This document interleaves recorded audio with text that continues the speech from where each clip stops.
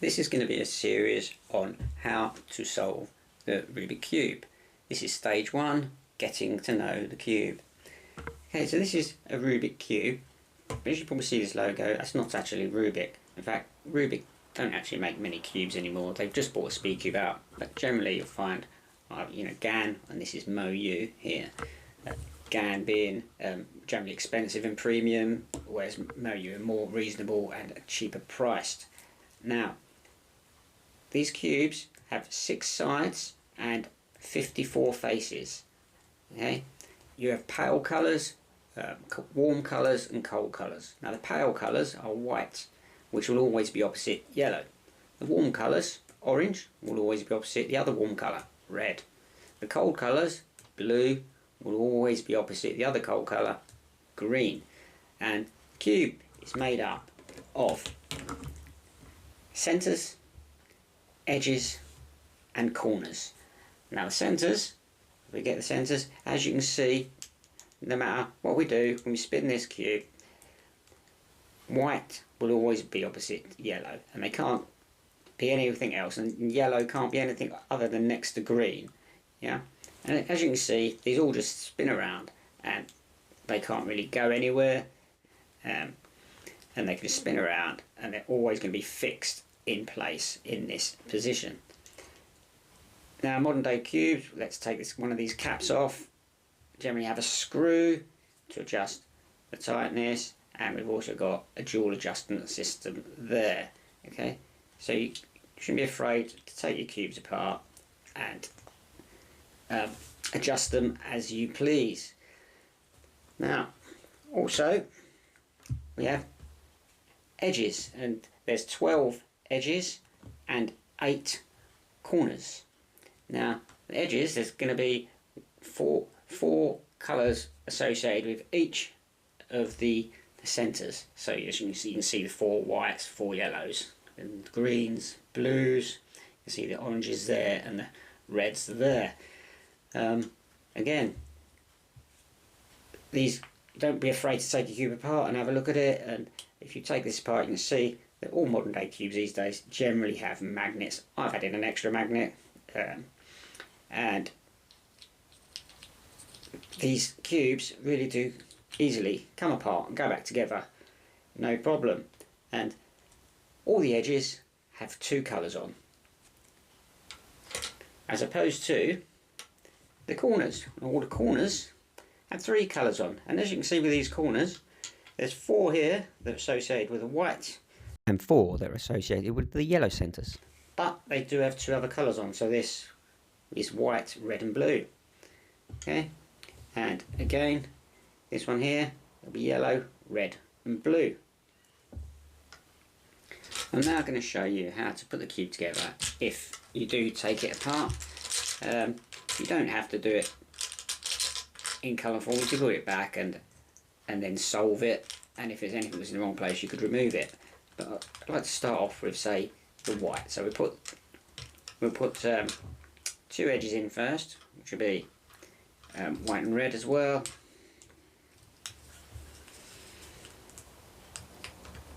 And then I'd like to get the white, red and green, because as you can see there's magnets here, so it's trying to move itself around. Maybe sometimes plonk it down like that, and just put your other corner in there.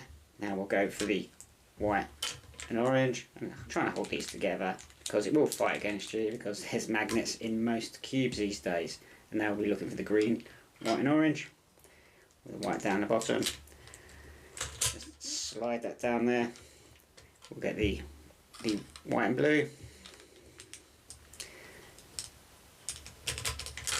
and put that in there. And we've got one of my corners has just popped out, and that happens. That's okay. Just trying to put an edge in where the corner's supposed to go. There you go. So we've got one more corner to go in, which is this final white, red and blue. And then once you've got one piece in, it's fine. It's a lot more stable. So that is your white edge done. Now just looking for these edge pieces. So what we're looking for is red and blue.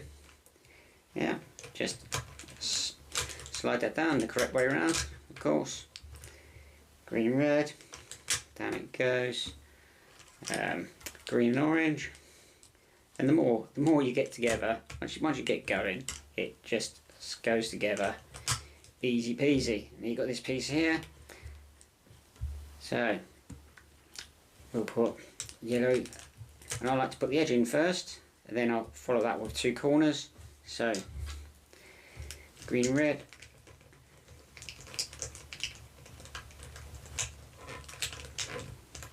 And it does take a bit of jiggery pokery, but you're in. Okay, I'll find the other corner. Should be I see you for that. Made a mistake there. That's no problem there. So we get this corner here. Again, sometimes it's best to come in from behind, slide it in, adjust it to the right way. You see the magnet there, just take that. It knows where it wants to go. Right, again, got another little edge here. And a blue and red. Sorry, yellow and red. Okay, now when you get down to the last 3 pieces, you want to put your 2 corners in first and save your edge till last. Okay, so because you've got this bigger gap here, and we then can adjust that where it needs to go. Put this in here, adjust that, and that flips itself straight in place. And now the reason being is that you can pull this, and the best thing is to bring it to the corner and pull it like that. Yeah, so you can then get your final piece in. And again, it is a bit. There you go. Some newer cubes may be a bit tighter than that, but that is that cube there back together. And a quick 6 sexy moves, and it's all working fine. If you do take your cube apart, it's a good point. I'd use just say a wet wipe like this to clean it off, and then like a dry kitchen towel to wipe it dry. So if you've got some lube like this Swift, just literally, you come with these little pointers. You'll just, all you really need is like 2 drops. I mean 2 drops. 1, 2. That's it. And then just do a fancy little move to lubricate that in. That's going to help your cube move nice and swiftly. When you bring a scramble up on something like Twisty Timer, you'll see a U, which is an upper move. You'll see a D, which is a down move. There'll be R's, which are right moves, and L's, which are left moves, F's, which are front moves, and B's, which are back moves. Now, a U would be upper clockwise. You've got all these moves, and then upper is clockwise, and then there'll be a U with a little mark above it, little asterisk, and that's a upper inverse. So that will be upper anti-clockwise. So all the moves without the little dit on them, they're clockwise, and with the little mark on them, they are inverse, which is anti-clockwise or counterclockwise. So they would look like, as we just showed you with the upper, that's upper, upper inverse, and then front, clockwise again, front, and front inverse. Now right is right, so as you would look at it, right inverse is anti-clockwise. So when you're doing right, you're turning the piece away from you. Right inverse is you're turning it towards you. Whereas left, of course, you turn it this way, is a move like this, clockwise, and left inverse is a move like that. And this is where some confusion can come, because the right move is turning the right piece away from you, whereas the left is turning the piece towards you. And that's all because if you turn and look at them, that's still clockwise. So again, left inverse is turning the left away from you, right inverse is turning the right towards you. Likewise, when you do a down move, upper move on the top would be moving the cube clockwise as you look at it, and down will be moving this clockwise. But as you can see, you're turning them in opposite directions. So upper inverse, yeah, whereas down inverse is like that.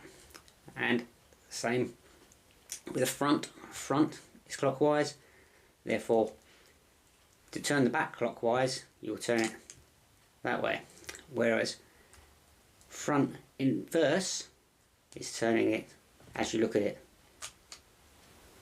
that way, whereas back inverse is turning the cube, turning the back piece that way. But it's all, of course, as you turn it round, that is clockwise and this is clockwise. So that can be slightly confusing sometimes, and sometimes you'll miss scramble. But if you do, it doesn't matter, because it's all about a random scramble, and if you make a mistake, it really doesn't matter unless you're in a competition. And generally in a competition, someone else is going to scramble the cube for you anyway. I'm going to put on the screen a scramble, a typical scramble from just Twisty Timer, and we'll go through it. So the moves on this is upper, and you've got right 2, so that'll be turning the right twice, and you can turn that either way. Down 2, so turning down twice. Then it's right 2. Then it's back 2. Now it's right inverse, so we're turning this anti-clockwise. Then it's back inverse. Okay, so again, if you looked at it, back inverse would be like this, yeah? Now left inverse, okay? Left inverse, upper inverse.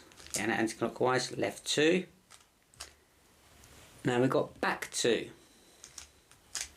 Upper inverse, and down.